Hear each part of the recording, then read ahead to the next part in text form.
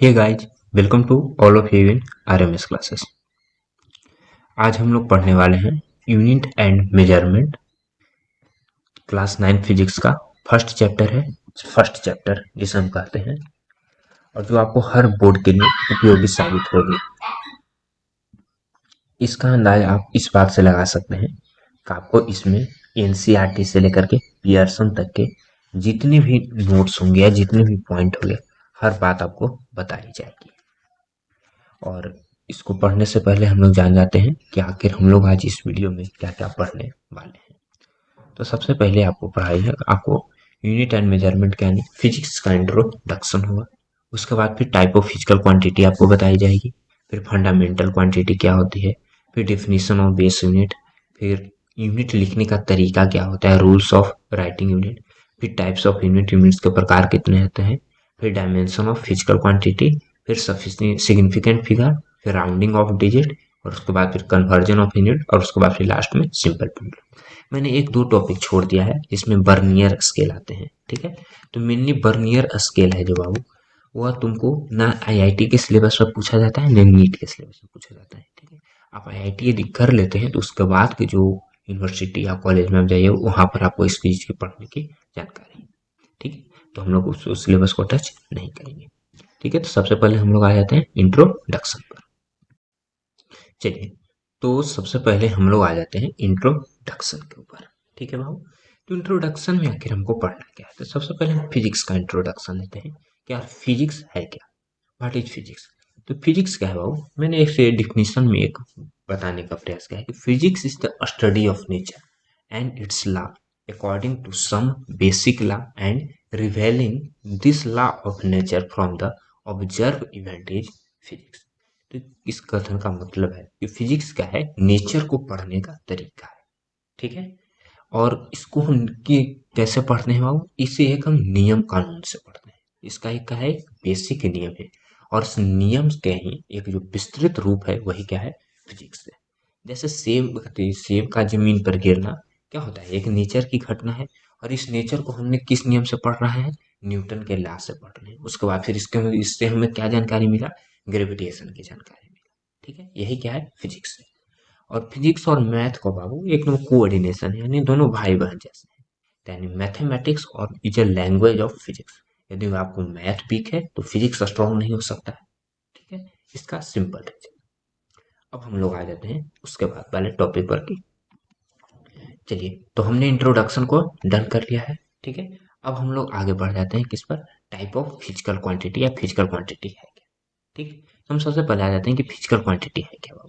तो physical quantity किसको कहते हैं, फिजिकल क्वांटिटी यानी कोई सा क्वांटिटी, यानी the quantity which can be defined and measure. यहाँ पर मेजर है बाबू, ठीक है, M A J O R नहीं है, मेजर है M E A S U R E, okay.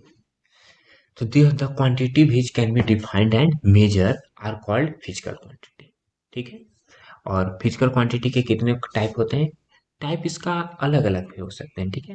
तो मैंने इसको चार टाइप में डिवाइड किया है। एक है स्केलर, वेक्टर, फंडामेंटल और डेराइव क्वांटिटी।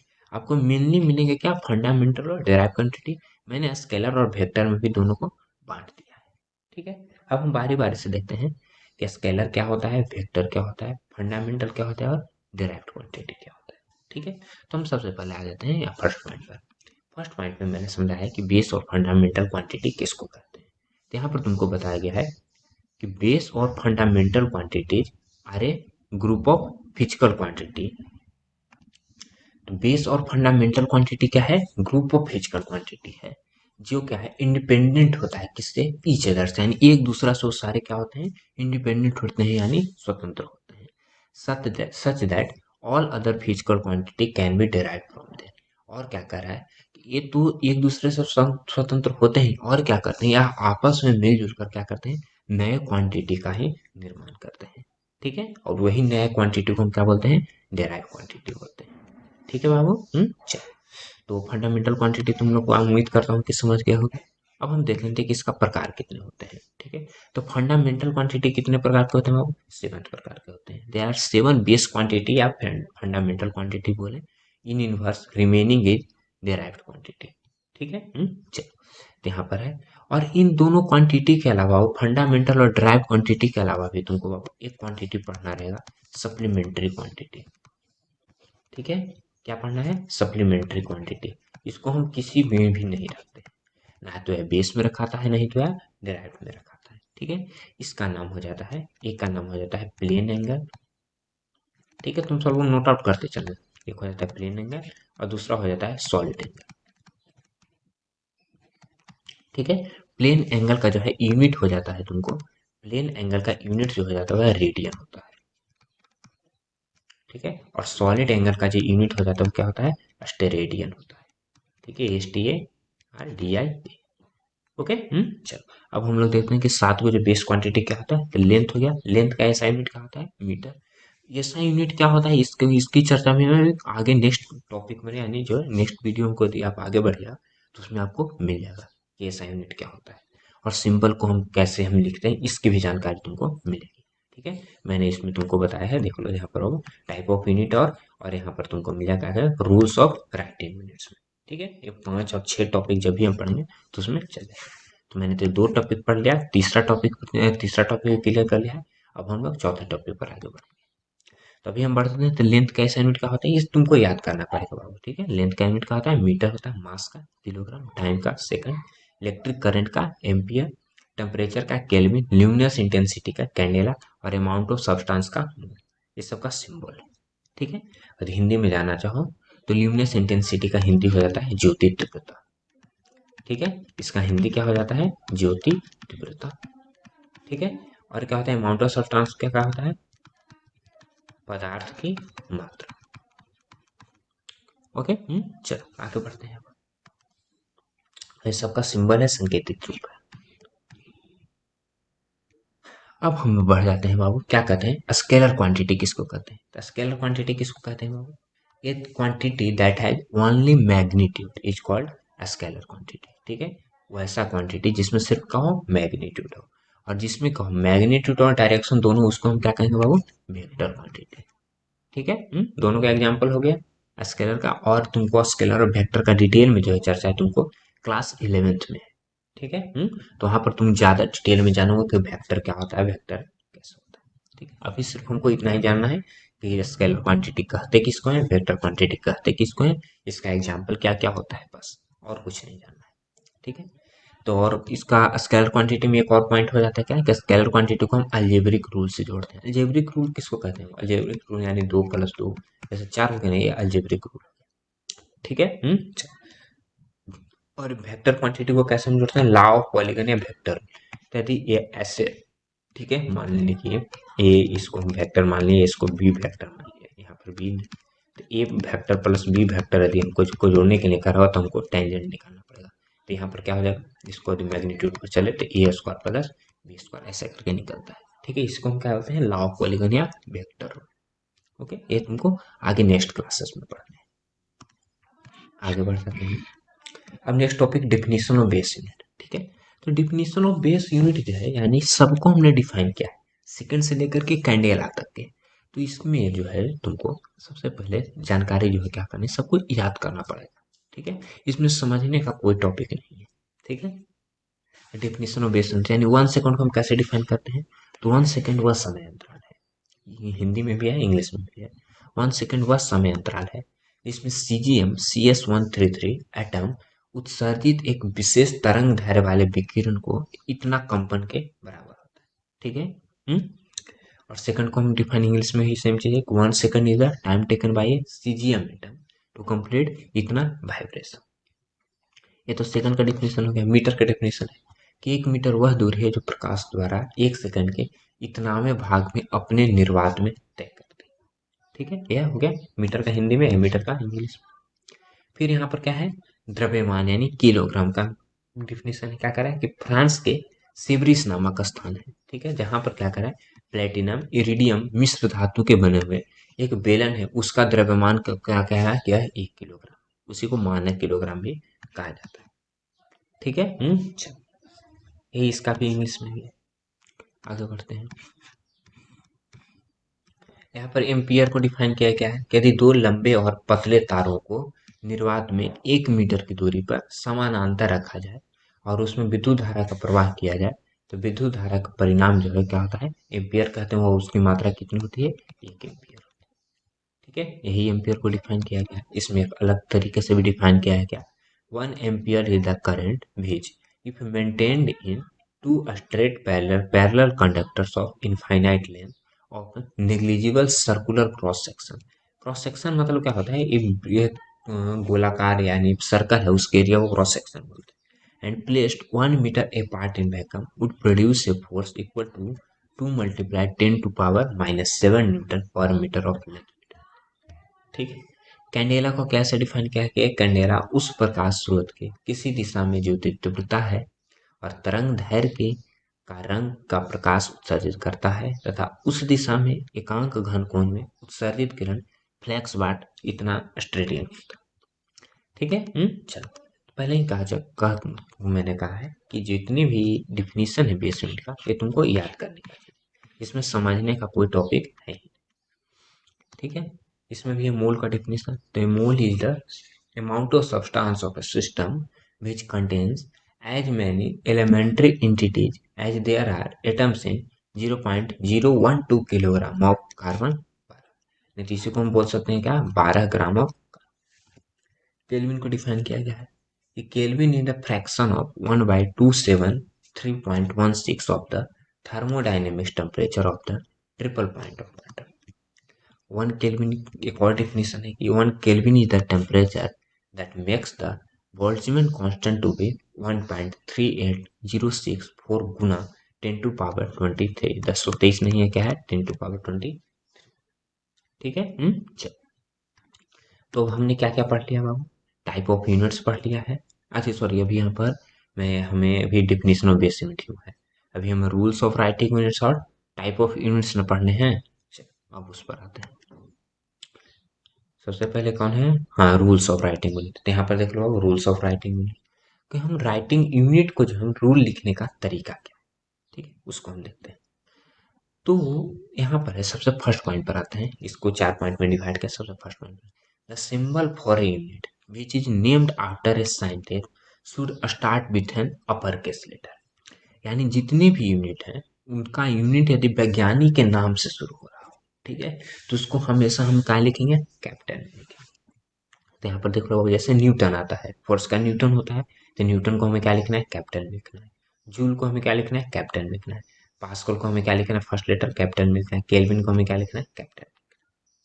ठीक है, तो जितने भी साइंटिस्ट के नाम होंगे सबको हमें क्या लिखना है, कैपिटल लेटर में। अब क्या कर रहा है, the symbol for a unit which is not named after a person is written in lower case.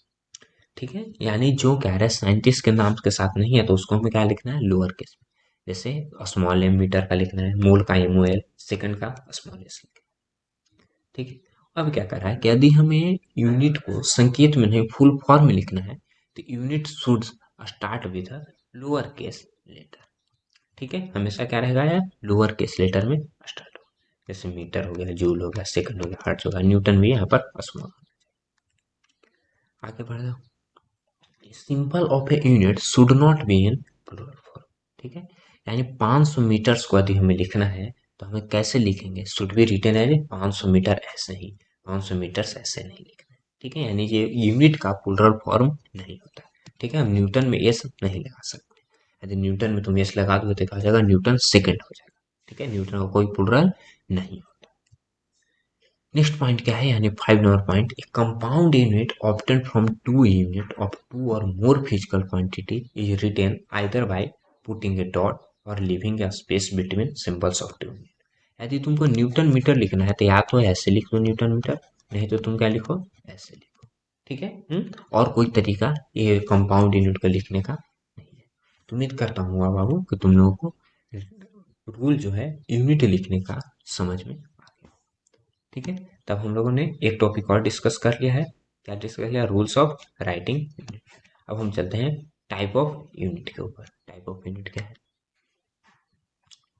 तो टाइप ऑफ यूनिट में आ जाते हैं यहाँ पर। तो टाइप ऑफ यूनिट में क्या है बाबू, बहुत सारे टाइप ऑफ यूनिट है। क्या है, FPS है, CGS है, MKS है और SI है। ठीक है। तो सबका शॉर्ट फॉर्म ही है एफपीएस। एफपीएस में क्या कह रहा है, यहाँ पर देखो, the unit of mass length and time are, क्या कर रहा है, मास को किससे मापा है, पाउंड से, यानी, और यहाँ पर लेंथ जो है उसको किस में मापा है, फुट से, और यहाँ पर जो टाइम है उसको किस में मापा है, सेकंड में। EPS system.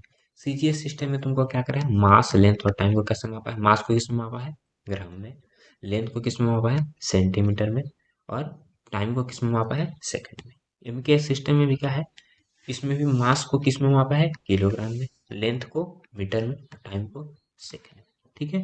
एमकेएस सिस्टम और एसआई सिस्टम दोनों क्या है, एक ही है, मगर क्या है, एसआई सिस्टम जो है क्या है, एमकेएस सिस्टम का क्या है, स्टैंडर्ड वर्जन है। ठीक है। तो यहाँ पर क्या करता है, इस this system is an improved and extended version of MKS system. ठीक है।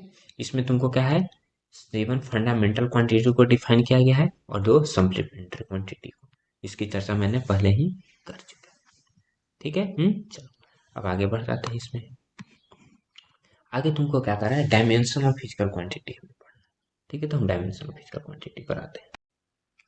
चलिए अब हम लोग आते हैं डायमेंशन के ऊपर। वाओ, तो वो डायमेंशन तुमको जो है किससे निकलता है, डायमेंशन जो है तुम फिजिकल क्वांटिटी को निकालते हो। ठीक है। डायमेंशन हम किसका निकालते हैं, फिजिकल क्वांटिटी का, जिसमें बेस क्वांटिटी भी आ जाता है और उसमें क्या होता है, डेराइव्ड क्वांटिटी भी आता है।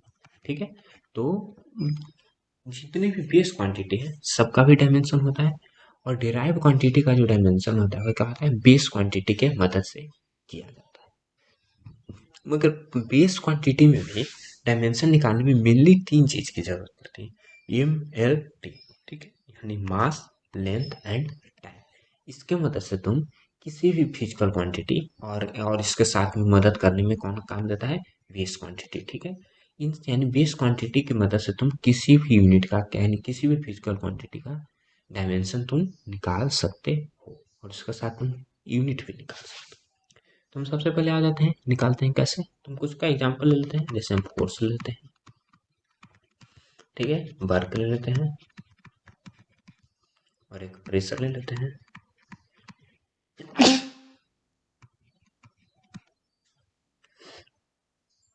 ठीक है। आगे बढ़ते हैं, फोर्स पर आते हैं।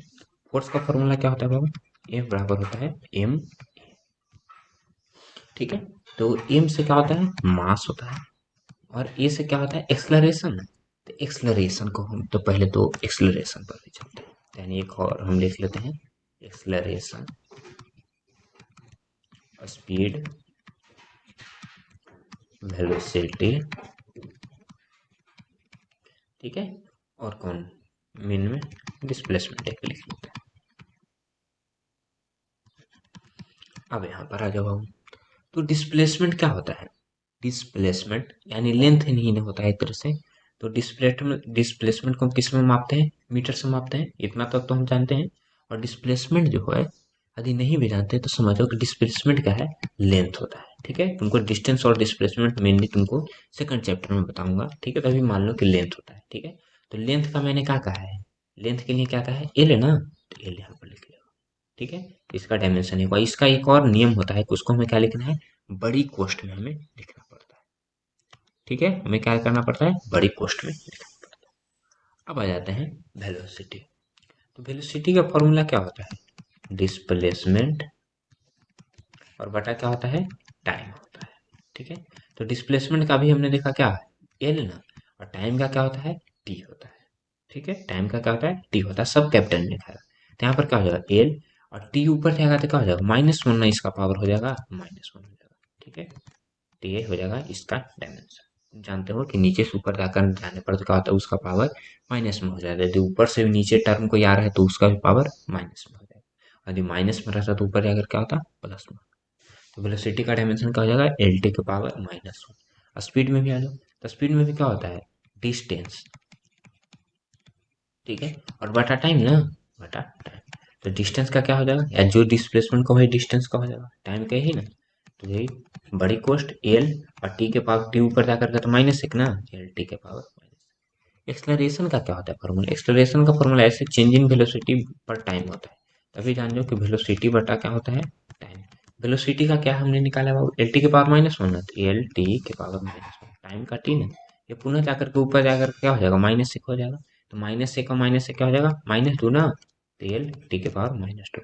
तुम लोगों को घातांक करनी आता होगा, मैं जान रहा हूँ, ठीक है। यदि नहीं घातांक करनी आता है तो सबसे पहले घातांक करनी जा करके पढ़ो, तभी तुमको ये सब सारे टॉपिक हैं नाइन्थ में समझ में आएंगे, ठीक है। घातांक करनी मस्ट है, इंग्लिश में कहो तो क्वाड्रेंट पावर, यह मस्ट है, तुमको यह पढ़ना पड़ेगा। अब आगे बढ़ जाते हैं इस पर, मास गुना एक्सलरेशन ना, चलो, तो मास गुना एक्सलरेशन, तो मास का क्या होता है बाबू, एम, एक्सलरेशन का भी हमने निकाला क्या होता है, एल टी के पावर माइनस टू ना, तो एल टी के पावर माइनस टू, इसका फोर्स का डायमेंशन रहेगा एम एल टी के पावर माइनस टू।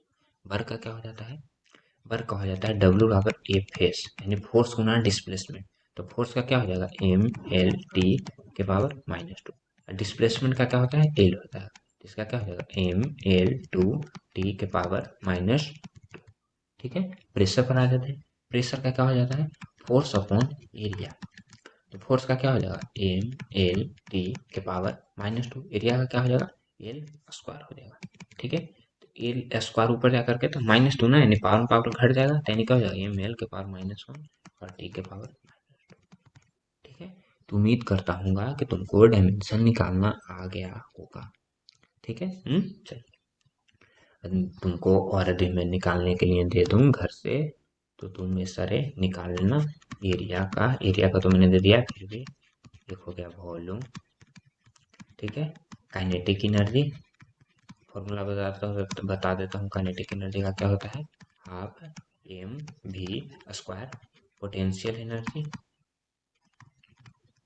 ठीक है, पोटेंशियल एनर्जी का फॉर्मूला आता है एम जी एच, और तुमको निकालना पड़ेगा, पावर का निकाल लेना, पावर का होता है वर्क बटा टाइम, इतना का तुम निकालना कर, ठीक है। चलो, तो यानी अब हमने क्या पढ़ लिया बाबू, डायमेंशन ऑफ फिजिकल क्वांटिटी भी डन हो गया ना, ठीक है। चलो, अब इसके मदद से हम किसी का भी यूनिट भी निकाल सकते हैं, जैसे देख लो बाबू यहीं पर, पहले इस पर आ जाते हैं, तो इसका तो तुम जानते होगा ना कि मीटर में पड़ता है, तो वेलोसिटी का क्या हो जाएगा, मीटर हो गया ना, डिस्प्लेसमेंट, तो पेन चेंज कर लो, तो डिस्प्लेसमेंट किस में मापते हैं, मीटर में ना, टाइम को किस में मापते हैं, सेकंड में ना, तो वेलोसिटी का यूनिट क्या हो जाएगा तुमको, मीटर पर सेकंड, वही स्पीड का भी हो जाएगा मीटर पर सेकंड, एक्सेलरेशन का क्या हो जाएगा, मीटर पर सेकंड ऊपर ना, नीचे सेकंड, तो यही क्या हो जाएगा, मीटर पर सेकंड स्क्वायर, ठीक है। इसके मदद से भी तुम क्या कर सकते हो, यूनिट भी तुम किसी का भी निकाल सकते हो, सर तो तुमको फॉर्मूला याद रहे, ठीक है। चलो, अब हम लोग आगे बढ़ जाते हैं, अब नेक्स्ट टॉपिक हमको क्या बच गया बाबू, सिग्निफिकेंट फिगर ना, तब आते हैं हम लोग सिग्निफिकेंट फिगर।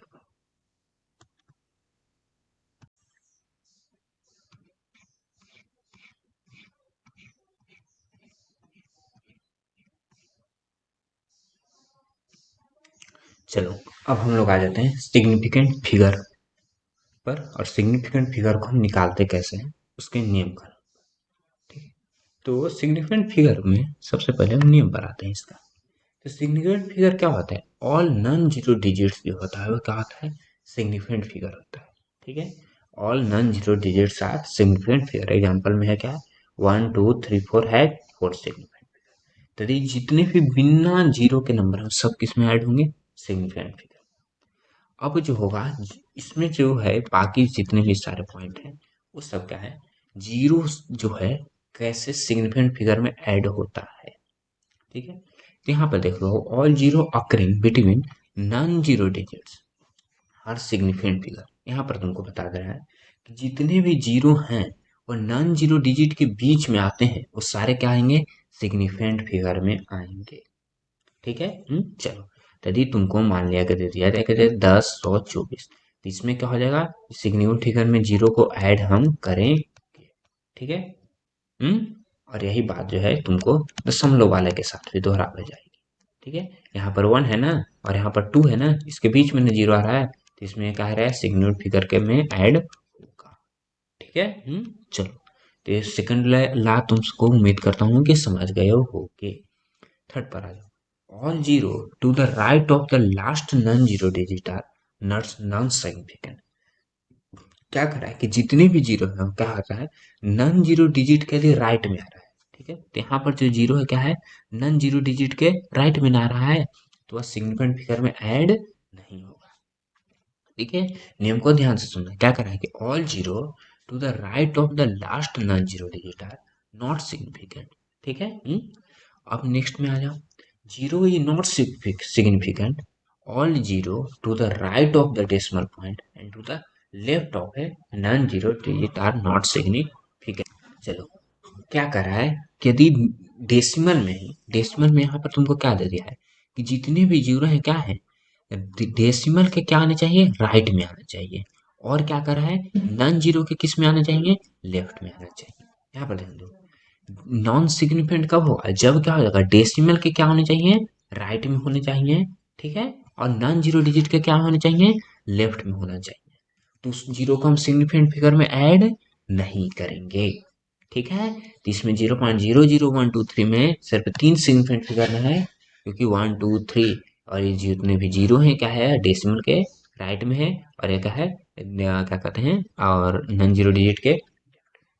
ठीक है, अब यहाँ पर आ जाओ, जितने भी जीरो हैं right of A decimal point and right of a non zero digit, वो सब सिग्निफिकेंट में ऐड होंगे।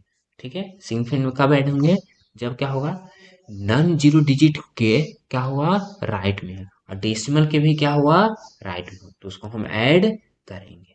ठीक है, इसमें क्या होता है, 4 जीरो। उम्मीद करता हूँ तुमको सिग्निफिकेंट फिगर समझ में आ गया होगा। सबसे पहले एक और बार हम रिकॉल करा देते हैं कि सिग्निफिकेंट फिगर में क्या होता है, ऑल नॉन जीरो डिजिट जो है वो क्या होता है, सिग्निफिकेंट फिगर में होता है। ठीक है, और दूसरा नियम क्या कहता है कि नॉन जीरो डिजिट है वो सिग्निफिकेंट फिगर में ऐड नहीं होता है, मगर मगर तुमको कह रहा है कि यहाँ पर यदि जो है वह क्या कर रहा हुआ कि नॉन जीरो डिजिट के क्या हुआ, राइट में आ रहा हो, वह नॉन जीरो के क्या हुआ, राइट में आ रहा हो, तो उसको हम सिग्निफिकेंट फिगर में ऐड नहीं करेंगे। और ऐड किस में करेंगे, यदि नॉन जीरो नंबर के बीच में आ रहा हो तो उसको हम ऐड करेंगे। यहाँ पर जो जीरो क्या है, यहाँ पर जो सेकंड वाले टर्म में जो जीरो है क्या आ रहा है, नॉन जीरो के बीच में आ रहा है, तो इसमें को हम ऐड करेंगे। ठीक है, थर्ड में, ठीक है, बाद में पॉइंट, ठीक है। चलो, ठीक है। चलो, अब हम लोग आगे बढ़ जाते हैं राउंडिंग ऑफ द डिजिट पर। ठीक है, यदि तुमको इसमें एक्सप्लेन बता दें कि किसमें जो है जीरो के होने का है सिग्निफिकेंट फिगर में, जैसे इसमें जो है लास्ट वाले जो पॉइंट में है, इसमें तुमको क्या है, जीरो ऐड होने वाला है। इसमें क्या है, जीरो ऐड नहीं होने वाला है। इसमें क्या है, जीरो ऐड नहीं होने वाला है। इसमें क्या है, जीरो ऐड होने वाला है। तो दो जो है, यानी ये पॉइंट और ये पॉइंट दोनों क्या है, जीरो होने वाला सिग्निफिकेंट फिगर में है। इसको नियम को ऐसे समझ सकते हो। और ये जो दोनों पॉइंट है वह जीरो नहीं होने वाले में से। ठीक है, तुम इसका जैसे भी तुम समझ सकते हो। तो ये भी टॉपिक डन हो गया ना, तुमको सिग्निफिकेंट फिगर डन हो गया। अब हम आ जाते हैं rounding off the digit. Rounding off the digit क्या कर रहा है, if the digit next to one to be rounded off a greater than 5, the digit to be rounded off increased by 1। क्या कर रहा है कि यदि डिजिट जो है नेक्स्ट टू जो है राउंड ग्रेटर देन 5 है, ठीक है, यदि ग्रेटर देन 5 है तब उसको हम क्या कर देंगे, एक बढ़ा देंगे। जैसे यहाँ पर तुम ध्यान दोगे, यहाँ पर क्या है, 4 के बाद क्या है यार, 7 है, तो 5 से ज्यादा है ना, तो इसको हम एक बढ़ा देंगे, तो 12.5। और यदि क्या है, लेस अराउंड लेस देन 5, जैसे यहाँ पर क्या है, 4 के बाद 3 जो है क्या है, लेस देन 5 है ना, तो उसको हम क्या करेंगे, वही सेम रख देंगे। ठीक है, आगे नंबर क्या कर रहा है कि यदि next to be rounded off equal to 5, तब उस स्थिति में हम क्या करेंगे, यदि वह इक्वल टू 5 है, जैसे यहाँ पर 12.35 है, और क्या कर रहा है कि यदि वह ऑड रहेगा नंबर, ठीक है, ध्यान देना, 5 के पहले यदि वह क्या रहेगा, ऑड रहेगा, तो वह एक बढ़ जाएगा। और यदि क्या रहेगा, 5 के पहले वाला यदि इवन रहेगा तो वही सेम निकालेगा। तो 12.35 और 12.85 ना है, तो दोनों में 5 है, इसमें भी 5 इसमें भी 5 है ना, 5 के पहले 3 क्या है, ऑड नंबर है, तो ऑड नंबर है तो एक क्या हो जाएगा, बढ़ जाएगा। और यह इवन नंबर है ना, तो वही सेम का सेम रहेगा। उम्मीद करता हूँ कि तुमको ये भी पॉइंट क्लियर हो गया होगा। आगे बढ़ जाते हैं। अब कौन टॉपिक बचा तुमको बाबू, राउंडिंग ऑफ डिजिट हो गया, अब कन्वर्जन ऑफ यूनिट पर आते हैं। ठीक है, कन्वर्जन ऑफ यूनिट, यहाँ पर देख रहे हो कन्वर्जन ऑफ यूनिट। तो ये सब तुमको क्या करना है, याद करने का था। ठीक है, चलो। अभी मैं नेक्स्ट वीडियो न्यूमेरिकल का जो बनाऊंगा उसमें तुमको बहुत सारे न्यूमेरिकल बनाए बताएंगे। उसमें मैं सारे को क्या कहते हैं कि जितने भी लेंथ कैसे चेंज होता है इसको मैं तुमको बताऊंगा। मगर इस वीडियो में सिर्फ क्या है, थियोरेटिकल वीडियो है, तो इसमें तुमको क्या करना है, ये सारे टॉपिक जो है ये सबको याद कर लीजिएगा। ठीक है, 1 मीटर में कितना सेंटीमीटर, किलोमीटर में कितना मीटर, फुट में कितना इंच, इस समय क्या क्या होता है। ठीक है, ये इसी तरह से। और कुछ छूट गया उसको मैं नोट आउट करा देता हूँ। ठीक है, जैसे एक न्यूटन है, एक न्यूटन है बाबू, तो एक न्यूटन में कितना होता है, 10 के पावर 5 डाइन होता है। ठीक है, ठीक उसी प्रकार से है, तुमको क्या दे दिया है, एक डाइन है ना, एक डाइन में तुमको कितना होता है, 10 के पावर -5 न्यूटन हो जाएगा। ठीक है, इसमें क्या हो जाएगा, 10 के पावर -5 न्यूटन। अब एक लाइट ईयर का ना है, तो एक लाइट ईयर में तुमको हो जाएगा 9.46 गुना 9.46 गुना 10 के पावर 15 मीटर हो जाएगा। ठीक है, एक एंगस्ट्रम में तुमको हो जाएगा एक एक गुना 10 के पावर -10 मीटर। एक नैनोमीटर में है 10 के पावर -9। ठीक है, चलो। एक एटीएम में हो जाएगा तुमको, एक एटीएम, अच्छा एक एटीएम, एक एटीएम तुमको हो जाएगा यहाँ पर एक गुना 10 के पावर 5 पास्कल। ठीक है, इसी को 1.013 भी बोलता है। ठीक है, चलो। एक तो हो गया तुमको, और यदि तुमको टेम्परेचर का चाहिए तो टेम्परेचर का मैं नोट कर देता हूँ। जैसे तुमको सेल्सियस टू यदि केल्विन है तो क्या हो जाएगा, सेल्सियस प्लस 273। ठीक है, यहाँ से तुम केल्विन टू सेल्सियस निकाल लेना। एक और फॉर्मूला लिख देता हूँ, केल्विन टू फ़ारेनहाइट का क्या हो जाएगा, 9.5 गुने ये -273 है। ठीक है, और प्लस क्या हो जाएगा 32। केल्विन टू फ़ारेनहाइट हो गया, तुमको फ़ारेनहाइट टू केल्विन इस यहाँ से निकाल लेना। अब हम चलते हैं फ़ारेनहाइट टू सेल्सियस का, एक फॉर्मूला लिख देता हूँ। फ़ारेनहाइट का सेल्सियस का क्या हो जाएगा, F -32 गुना 5/9। ठीक है, और यहाँ से तुम सेल्सियस टू फ़ारेनहाइट निकाल, देखो क्या तुमको टेम्परेचर। ठीक है, चलो आगे बढ़ जाते हैं अब।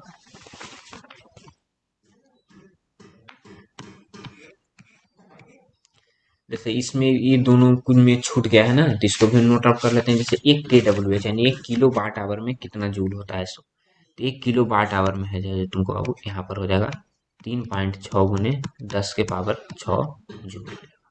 ठीक है, एक और छूट गया, एक इलेक्ट्रॉन वोल्ट ना, तो एक इलेक्ट्रॉन वोल्ट में हो जाएगा 1.6 गुने 10 के पावर-1। तो एक इलेक्ट्रॉन वोल्ट का ये है और 1 किलो वाट आवर का। ठीक है, चलो। तो अब हम लोग ने कर लिया कन्वर्जन ऑफ यूनिट को, डन कर लिया। अब हम लोग आ जाते हैं आखिरी टॉपिक सिंपल पेंडुलम पर। आ जाओ पेंडुलम पर।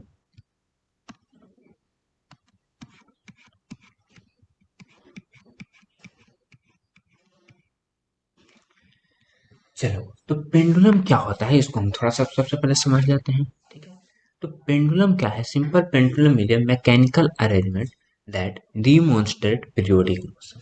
The simple pendulum comprises a small bob of mass suspended by a thin string secured to a platform at its upper end of length L। तो हम सबसे पहले डायग्राम बना लेते हैं इसका। ठीक है, एक यही बॉब हो जाएंगे। ठीक है, यही इस पॉइंट पर घूमेगा, यही इस पॉइंट पर घूमेगा। ठीक है, चलो। इसका जो है इसी का मास क्या है तुमको दे दिया है, m दे दिया है, और इसका जो एक किसी से टंगा हुआ है इसका जो लेंथ है यही क्या हो गया, l हो गया, जिसको हम क्या कहते हैं, स्ट्रिंग बोलते हैं। ठीक है, चलो। और इसमें देखो क्या है तुमको, मास सेम है, suspended bye thin secured platform it's upper end of length l। ठीक है, चलो। अब तुमको इसमें इंपॉर्टेंट टर्म है ऑसिलेटरी मोशन। यहाँ पर या एक तरह से क्या है, पीरियोडिक मोशन या ऑसिलेटरी मोशन करता है। ऑसिलेटरी मोशन या पीरियोडिक मोशन का मतलब क्या बनता है बाबू, इसको हम समझ लेते हैं।